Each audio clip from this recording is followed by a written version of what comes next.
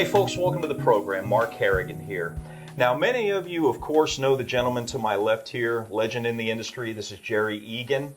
And Jerry, in addition to the many accolades and the years that you've been in this industry, the many letters next to your name and so on and so forth, we get to add now published author. Congratulations on having Redemption from Addiction published.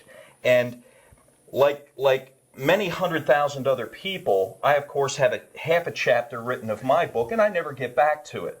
Now, what I'd like to know from you, Jerry, you actually sat down, you got it done. How did you do it? Well, basically, Mark, for so many years people have asked me for something in the written word, and it actually goes back about 25 years. And I've been saying things to patients and to clients, and they've always said, we've never heard that before. Yeah. And they asked me to create this thing, and it was probably about 2.5 years ago when I realized, Mark, that my years on Earth are definitely going to be a lot less now than I have spent on Earth. In fact, that's the first sentence I wrote in the introduction. And from that point on, I just realized that I needed to dedicate an hour or more on a daily basis. And I began to write. And when I began to write, I thought it was going to be a pamphlet. I literally thought I wouldn't be able to make 100 pages. And a lot of people said this thing's a testament. It's well over 500 pages.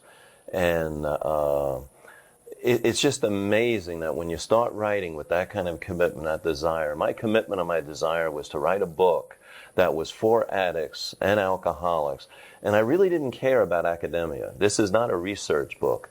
This is a book based on my observations and my beliefs about what can reach people and has reached people beyond traditional methods.